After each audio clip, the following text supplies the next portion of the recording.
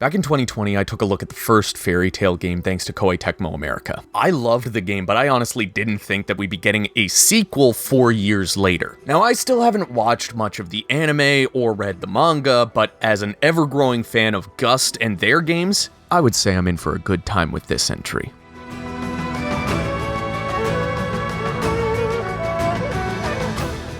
Hello everybody, my name is Chris Gildart, and this is my first impressions of Fairy Tail 2, which came out for PS4, PS5, Switch, and Steam on December 13th. A special thanks to Koei Tecmo America for providing not only a code for the game, but for the Digital Deluxe Edition. For those interested in the Digital Deluxe Edition, it comes with some Atelier Ryza costumes. Lucy gets Ryza's costume from the first game, Erza the second, and Mara Jane the third. They probably did it in that order because that's the order that those characters join your party, but Lucy should have the Ryza 3 outfit because of the keys. I don't know how they messed it up that bad right out the gate. Like, come on, Koei Tecmo, I expect better from you. We also get some color palette swap costumes, which I would have liked to see in the base game, a set of 10 crystals and lacrima fragments, and a special bonus feature called Atelier Lucy, which is unlocked after beating the game. Obviously, I haven't got there yet, but I'd say that would probably be the main draw of the Digital Deluxe Edition. And if you'd rather wait to pay for all of this content after beating the game, don't worry, you can buy an upgrade pack for the base game to get all the Digital Deluxe Edition content as well. And while we're on the topic of thanking people, I just wanted to say thank you to all of you for the support that you've given me and the channel over the years. We're coming to the end of 2024, and I've been on here talking about video games for about 10-ish years now, and it's been a wild journey. Like, just the other day, I looked at my analytics for the video on Dynasty Warriors Origins and found out that the top search for people finding this video was just Dynasty Warriors Origins, but the second top search for people to find this video is my name? I'm sorry, but that's incredible. I never thought that people would genuinely search my name to find content on a platform as big as YouTube. So a big thank you to everyone who's ever watched any of my videos and helped me get to where I am today. And hey, if you're new here, welcome. I appreciate you just as much as anyone who's been around since the dawn of this channel. But since you're new here, don't forget to give this video a like, comment with your thoughts below, and of course, subscribe if you haven't already. Every little interaction helps this video and the channel grow, even disliking, so don't be afraid to let me know if you don't like this video. Just maybe be a little respectful in the comments. Anyways, let's jump in and take a look at Fairy Tail 2.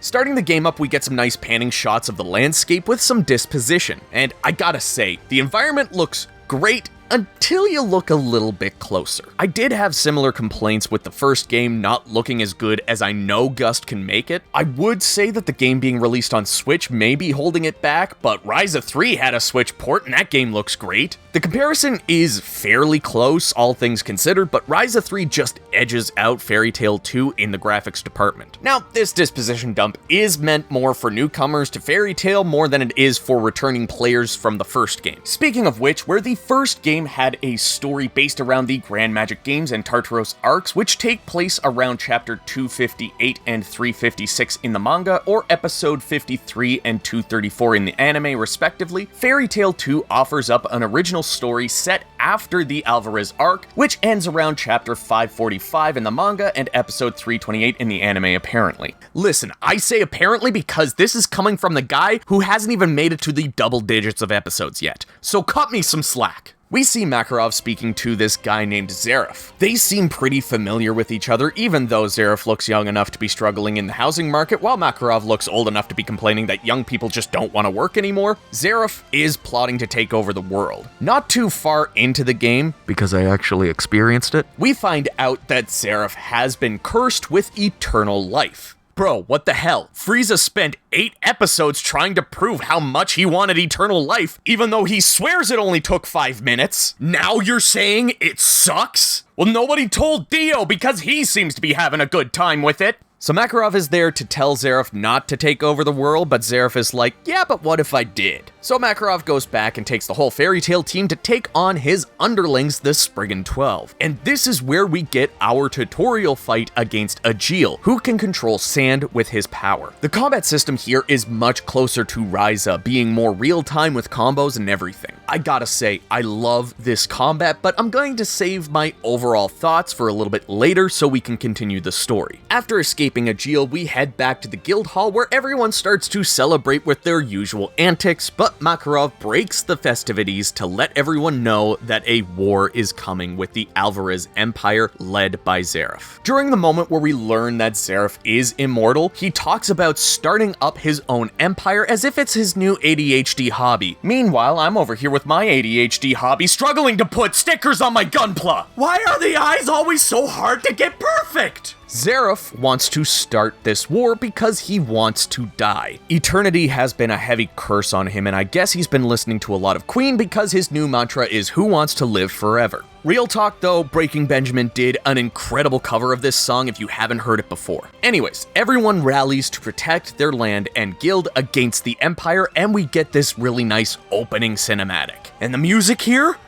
Oh, fuck! It's got the usual orchestral composition that you'd expect from a Gust game, but with some beautifully distorted guitars. Then when we return to the guild hall, we get this lovely melody played on an accordion, and this song must be played in some newfangled major key. I know that major keys are meant to sound happy, but you can't hear this song and not be happy. The emotion, not the character. Happy isn't even playable in this game. Anyways, Lucy mentions that the town has seemed fairly empty lately since they've been starting to evacuate for the oncoming war, to which Natsu says that they should check it out and make sure that everyone is gone and safe. We then get to go around and have conversations with the various characters, but I don't know how I feel about these conversations. They're not fully voiced, and the characters tend to be shown from the waist up with fairly default animations. Like, they don't look bad, but I feel more camera angles might have made some of these conversations feel more dynamic. We do get them here and there, like this conversation with Wendy and Carla, but then this conversation with Erza just feels like a better substitute for the cardboard cutout scenes that we've seen in games like Warriors Orochi 4. Once we make our way to the town, we can explore, change characters, as well as find treasure chests and items. Turns out there are still some townspeople around, and they're being attacked by monsters just outside the town. We fight them off, and they run away, taking a small child with them. We run after them, slowly building up our team with more and more party members. We finally catch up and take out their leader and save the kid. When we get back to the guild hall, Natsu says that he has a secret weapon up his sleeve for taking out Xerath. Lucy goes to find Natsu when we have to run around the town to find him. Instead of finding Natsu, we get these nice little conversations where we see various characters sharing moments together with their guard down. It's honestly a very refreshing moment given that the war is coming up. We find Natsu in Lucy's apartment, as usual. He explains that even though he enjoys fighting, this is not a fight, it's a war. He is taking this very seriously. This calms Lucy down, and she heads back to the hall where she finds the first master, Mavis, outside. This is where Mavis reveals that she was once in love with Xerath over their shared curses. You see, she looks like a lolly, but she's actually over 100 years old.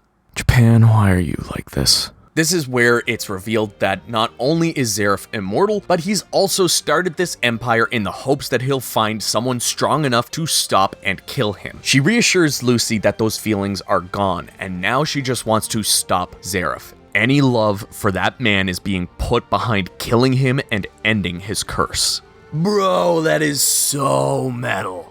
Lucy goes off to her apartment, and the Empire is beginning their attack on the town. Laxus joins our party, and we set out to push back the opposition. After taking out the soldiers in the town, everyone decides to make their way towards Agil, who is leading the attack. Along the way, we find Mira Jane to add to the party, and I finally get to see what she looks like in the Ryza 3 outfit. We make our way toward Agil's airship, where Carla helps everyone jump to the ship, where everyone instantly gets sick. But before Agil can take out the weakened enemies, Erza stayed on the ground to slice the airship in half. And now we get to fight Agilzies for realsies. And he's putting up a serious fight, but Erza does a good job of countering his attacks until he starts playing Darude and pushes everyone back. We then have to fight Agil in the middle of a sandstorm, where we're actually able to survive and get some good hits in. But Agil gives one more push and Erza is almost taken out, but she counters with a Nakagami Starlight. This fully stops the sandstorm before she passes out. We head back to the guild hall where it's revealed that Ichiya and Fried were dealing with Wall, one of the other Spriggan 12. Unfortunately, Fried was killed during this fight. Man, not only did he not get a model for this game, but he got killed off camera so they wouldn't have to make one. Hearing this, Natsu decides to run off and take on the enemy alone. During this fight, we get another great cinematic of Natsu taking out waves of enemies, and I'm sure this will make everyone happy we got a Gus-developed RPG instead of an Omega Force-developed Musou game. I mean, I'm cool with that. Give them more time and resources to work on Dynasty Warriors Origins, and we get this great fairy tale RPG as well. After pushing through the troops, Zeref shows up to fight Natsu, where he reveals his secret weapon, the Fire Dragon King mode. This is like Dragon Ball Super Saiyan or One Piece's Gears. Natsu's body becomes engulfed in flames and his power level is definitely over 9,000. We also get to control Natsu in this one-on-one fight, and it is so much fun. Natsu is even on the verge of killing Zeref, where he reveals that he's actually Natsu's older brother, and Natsu was actually killed hundreds of years ago. Zeref brought Natsu back through magic, which is why he doesn't remember this. Zeref explains that if he dies,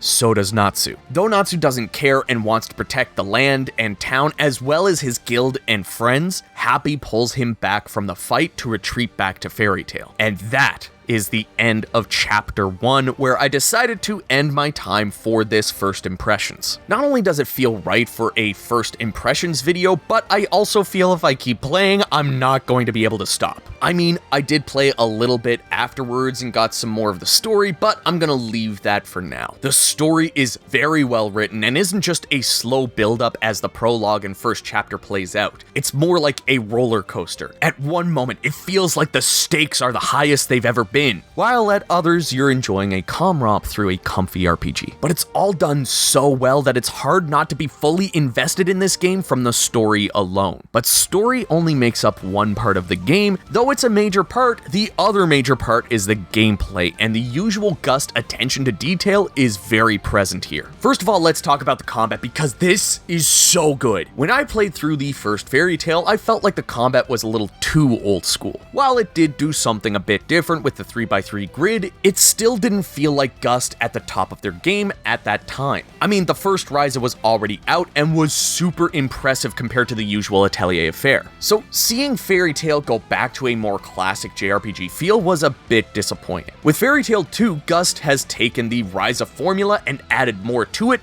so it feels unique to Fairy Tail. Square is your normal attack, which starts with a 3-hit combo, but can be upgraded as you level up. Normal attacks slowly fill up your SP, which are the green diamonds that you see near your health. The other face buttons can have special attacks mapped to them which cost varying amounts of SP. These special attacks can be added to combos and even be comboed off of each other. Some of these special attacks deal specific elemental damage, which is important if you want to take out enemies quickly. In fact, while fighting against Agil in the sandstorm, you can actually stop the storm by attacking him with water and wind attacks, which is a cool way of making the combat a bit more complex without adding too much to think about. Now, you can only play as the character that's in your first slot of your party. You can't swap between the other two, which I feel takes a bit of strategy away from this game. You can swap your player character for anyone else who's not already out, but I think it would have been smart to allow the player to switch between any of the 3 active party members for an extra layer of strategy. At certain points as well, you can trigger joint attacks. These will also take into consideration the elemental weakness for you to take advantage of. On the overworld, you can hit square to start the battle with a slight advantage, and the surrounding enemies in the area will join in. Normal attacks only hit one single target, but special moves can have different areas of effect. I personally mapped a single target to triangle, a circular move to circle, and usually a vertical hitting move to X. Once you unlock more than 3 special moves, you can also hold R1 to access a second batch of special moves. But what if you're grinding away and now you're level 57 in an area where you're supposed to be level 20? Well, lucky you, because if you attack weaker enemies while in the overworld, you will take them out instantly and still earn some experience and items. Now, I did mention that you can increase your normal attack combo and unlock new special moves through level ups, but it's not as straightforward as that. Each character has a skill tree which requires origin points to unlock skills and stat boosts. With each level up, you earn an origin point, but some skills require items as well, so you can't just focus on maxing out a character in Chapter 1. I personally really like this because you can plan out the path for each character depending on how you plan to use them. Someone like Wendy is really good as a support character, so you may not play as her, but you may still want to have her active in your party for her healing spells. Every character also has skills to increase the stats of all party members, so I'd recommend going for these on any characters you plan to have as your support. Just like with any JRPG, there are also side quests that you'll find while you explore, character events that can be triggered at campfires, and collectibles that give you rewards as you slowly find them all. The biggest collectible here is with Plu. You know, the cute little snowman guy? He's been duplicated and it's up to you to find and bring back all of the multiples. This is also done at the campfire. Plus don't naturally show up on the map like treasure chests unless you take out the boss in that area. Bosses are stronger than usual enemies, and once taken out will reveal all the icons in the area for your map. This is really helpful if you're a completionist like me and want to collect everything and build up your hoard of digital numbers as proof of your immense power.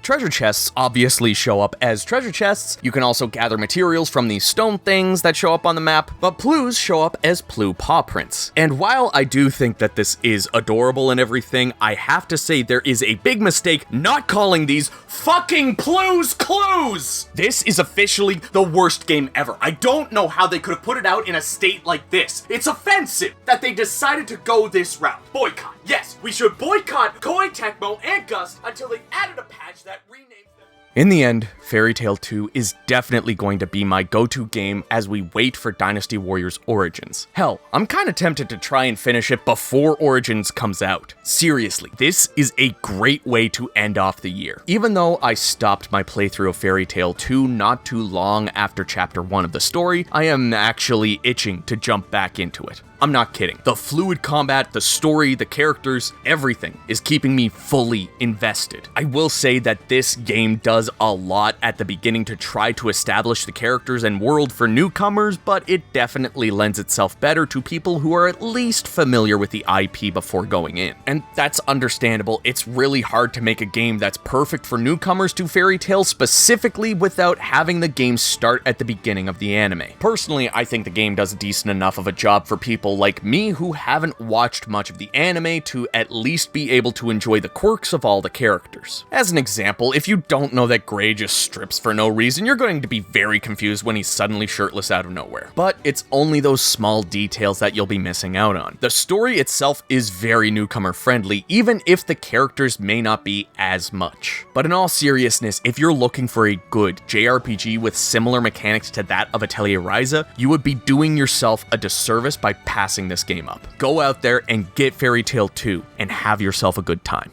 Just not too good of a time. We don't want things getting weird now. Anyways, everyone, thank you so much for watching my first impressions of Fairy Tail 2. If you enjoyed it, give it a like and subscribe for more. Also, what was your introduction to Fairy Tail? Let me know in the comments below. And if you'd like to help support this channel and what I do here, you can join the guild just like these awesome people that you're seeing on screen right now. You can join them at the end of every single video for just $1 a month over on Patreon or through YouTube memberships. Or you can donate in a one-time fashion and join the volunteer unit over on Ko-fi or through YouTube super chats during live streams. A special shout out to my guild generals Beggy Beg Beg and Loose Chojin for supporting this channel at the top tier. There are other rewards and other tiers as well, so check out the links that you see on screen, and I will see you all down in the comments.